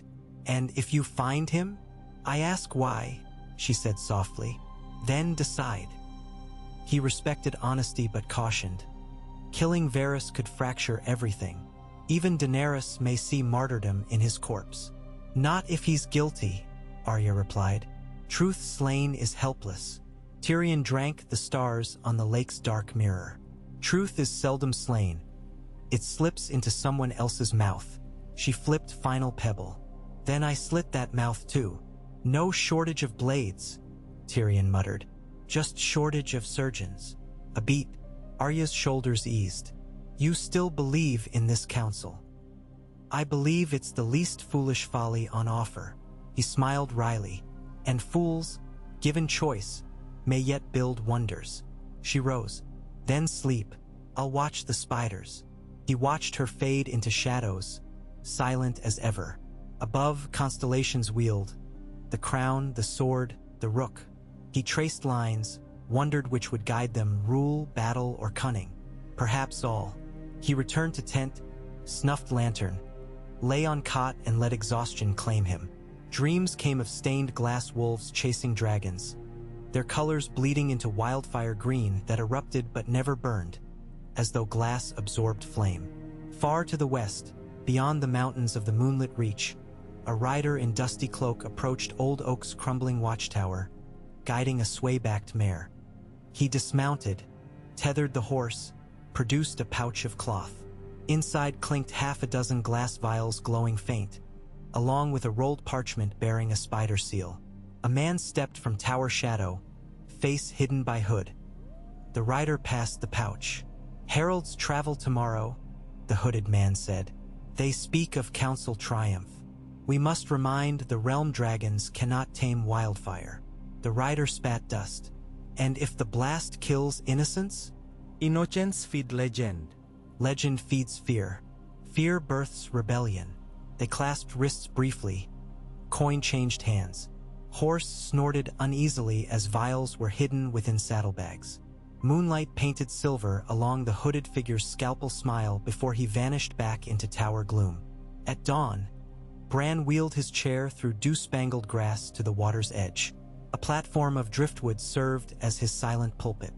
By the time sun cleared distant pines, Tyrion, Daenerys, Sansa, Sam, and Lady Mormont gathered at his summons.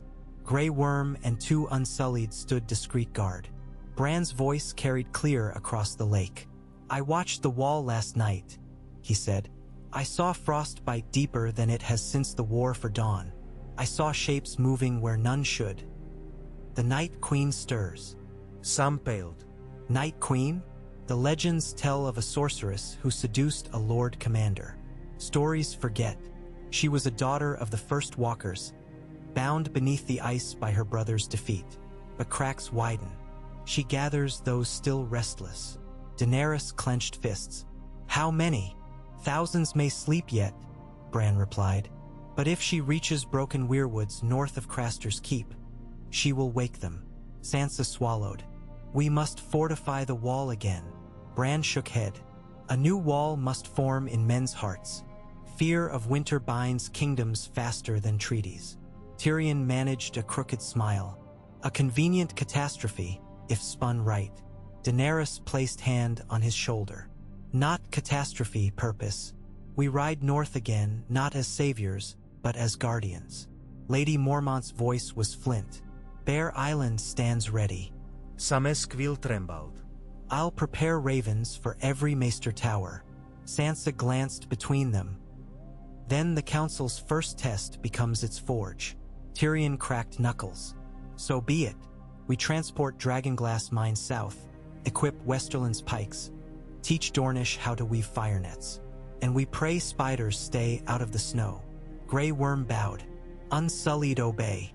Bran wheeled closer to the water's mirror. Remember, fire ends the dead, but hope ends the living dead in men's hearts. Give hope first. His pale eyes reflected sunrise. 2 blazing coins tossed into the future's still pool. 3 days later, banners rippled across the King's Road. The dragon, the direwolf, the crowned stag, the sun and spear. Columns of mixed levies marched northbound bearing barrels of pitch, crates of chainmail, wagons piled with flour sacks. Farmers along the way bowed uncertainly. Children ran beside, giggling at unsullied columns who never broke stride. Rumors raced ahead. The queens marched to court winter ghosts. They marched to seize northern gold. They marched because they loved as sisters.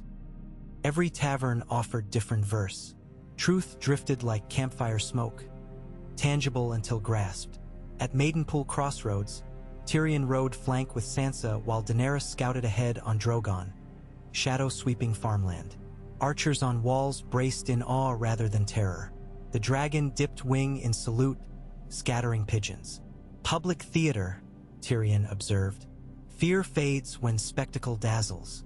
Or blinds, Sansa countered. She glanced at him. You look pale. My mind juggles dragons, spiders, undead queens. Hard to keep color. Rest when you can. Bran says wheels break fixed spokes first. He laughed. Then I shall wobble a bit to avoid rigidity. Her answering smile warmed like late spring thaw. A rider galloped from the vanguard, Gendry, breathless. Supply column from the west caught ambush, he announced. Smoke near Acorn Hall. They carry river plank timbers and barley. Could be wildfire barrels too. Daenerys circled overhead. Drogon's shadow swept. Tyrion swore. Divide forces. Dragon to scout, cavalry to flank. We cannot let stray sparks ignite barns. Sansa nodded to Mormont. Take 50 spears. Within minutes, banners split. Lady Mormont patrolled East Ridge. Gendry and Brienne thundered across fields. Unsullied sealed the road. Tyrion spurred his gelding behind a wagon. Sam bumped along inside with parchments. Smoke smeared horizon, thin, acrid. As they neared, they saw overturned carts, fires licking tarpaulins, a handful of corpses in Lannister colors. No barrels burned, yet. Gendry's smiths doused flames, rolled carts upright. Tyrion dismounted, examined a corpse. Arrow through throat, fletching dyed purple. No house used that shade openly. He pocketed one for Bran. Brienne reported tracks leading west, hooves and boots, a score at least. Professional. They took nothing but horses. Tyrion scanned fields. Every footprint angled toward a line of hills where crows wheeled. They lured us into dispersion, perhaps to gauge reaction. Sansa rode up, face grim. All wildfire accounted for? No sign. Tyrion wiped brow. Maybe this attack was mere test. Or misdirection. She stared downslope where another plume, faint and distant, spiraled near the King's Road behind their main body. They strike where we are weakest. Horns blared behind them. Grey Worm's banner signaled urgency. Tyrion cursed louder. By dusk, the caravan regrouped. The second attack damaged only crates of grain, quickly contained. No wildfire ignited. Yet 3 separate assaults in one day cut morale deeply. Whispers spread that the journey north might be cursed. Tyrion convened war council in a burned-out barn. Daenerys, Sansa, Gendry, Brienne, Grey Worm, Lady Mormont, Sam. Pattern, Brienne observed, tracing maps in ash on plank table. They hit edges, never core. Measure our response times.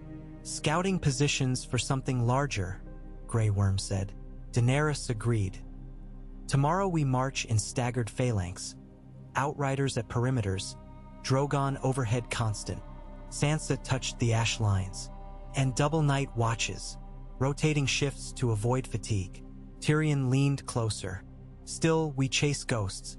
Might be wiser to outpace them. Ride light with critical supplies. Dispatch slower wagons under reinforced guard behind us. Sam chewed lip. Means splitting forces. Makes each less tempting, Tyrion countered. Ambushers crave weak targets, not moving puzzle. Daenerys considered. Very well. I fly with forward column. Grey Worm leads central march. Gendry and Brienne shepherd rear with heavy supply. Agreement circled. They dispersed to relay orders. Tyrion lingered, dousing final lantern. Sansa drew nearer. Be safe, she said. He offered tired bow. I carry little of value besides wit, and that's dulled by sleeplessness. Your mind guides dragons and wolves alike, she whispered. That is value enough. A weightless hush settled between them. Outside, night insects chirred. Then footsteps approached. Arya slipping from darkness, eyes shining not with threat but excitement. Found something? She murmured, holding scrap of parchment sealed with spider sigil broken. Tyrion unfolded it. Ink read, dusk of broken vows burns brightest when struck by ice's shadow. Crossroads fire, God's eye reflection. 3 flames feed forth. Cryptic, but his gut lurched. Crossroads fire, he muttered. They target the inn at the crossroads next. Supply wagons converge there tomorrow. Sansa paled. Hundreds of villagers. Arya slid a knife into boot. I'll ride ahead. No, Tyrion said. We all go. With Dragon. He pivoted, already shouting for dispatch riders. Night's chill clung to his cloak as he galloped through gloom. Stars wheeled overhead, miles blurred. Sansa rode hard at his flank, hair whipping. Behind, unsullied cavalry pounded earth, torches bobbing. Drogon streaked above, a black comet sparking windrows of embers with every wing beat. They reached the crossroads as dawn kindled. Smoke rose from thatch roofs. Screams split air. Raiders in mottled armor flung torches. Barrels studded with green glyphs rolled across yard. Wildfire. Drogon descended with deafening roar, crest aflame. Daenerys shouted in Valyrian. Blue-white dragonfire spat, evaporating raiders in scalding vortices but sparing huts. Unsullied charged, spears thrust. Grey Worm spotted a hooded figure sprinting toward the riverbank with a single vial. Tyrion dismounted, short sword drawn awkwardly. The hood dropped, Varys, robe scorched, eyes wild. Stop! Tyrion cried, but Arya sprinted past, blade glinting. Varys turned, raised palm. For the realm, he began. Arrow whistled, Brienne's shot, pinning his sleeve to a post. Arya slammed him to ground, knee on chest, knife at throat. Speak, she hissed. Varys coughed green smoke. I sought to frighten, not kill. Force the queens south again. To rally lords, to unify faster. He wheezed. Fear kindles urgency. You nearly burned children, Sansa spat, arriving breathless. Sacrifice for millions. Tyrion knelt, fury and sorrow warring. Fires make ashes, not alliances. Varys' gaze flicked to Daenerys approaching, dragonfire reflecting in tear-rimmed eyes. I believed you could not hold peace. I believed ice and fire must break first. then mend. Belief forged in secret burns truth, Daenerys said, voice trembling. You will answer. Unsullied seized him. Villagers extinguished final flames. No wildfire erupted. Daenerys' breath had melted vials before fuse caught. Yet devastation smoldered. Pig pens charred. Coop birds screamed. A barn collapsed. Later, Varys stood bound near the river, torchlight dancing on desperate features. Queens debated his fate. Lords murmured. He admitted moving wildfire through agents, claiming he prevented detonations, aiming only fear. Tyrion realized Varys had indeed removed charges from earlier barrels. Arya's stolen vials were decoys. But intent mattered. Sansa argued imprisonment. Daenerys, execution. The council split. Tyrion's heart ached. Varys faced Tyrion. I served millions, he repeated. Remember that when Isem arches south, Tyrion whispered. And who serves the millions you terrorized tonight? No answer lingered long. Grey worm unsheathed a rack. Daenerys closed eyes. May mercy temper judgment. Exile him. Beyond the wall under night's watch, to live guarding against the queen of frost he so fears. No quill, no whispers, only cold and silence. Tyrion exhaled relief. Sansa nodded. Varys swallowed, relief mingling terror. So be it, he said. Before dawn, a black brother escorted him north under guard. Tyrion watched their silhouettes fade across frost-silvered grass, unsure whether mercy or cruelty guided them. The inn's ashes cooled.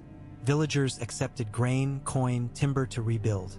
Daenerys and Sansa worked side by side, sleeves rolled, lifting beams, soothing children. Tyrion aided Sam triage wounded, binding burns with salves. Through fatigue, he saw something shift. Villagers who once cowered at Dragon's shadow now embraced Daenerys' outstretched hand. They saw her breathe fire to kill wildfire, a strange alchemy but salvation nonetheless. At dusk, Bran's raven arrived. The Night Queen's whispers grew, yet so did fires of unity along the wall. King's Road columns from every seat marched to castles long abandoned.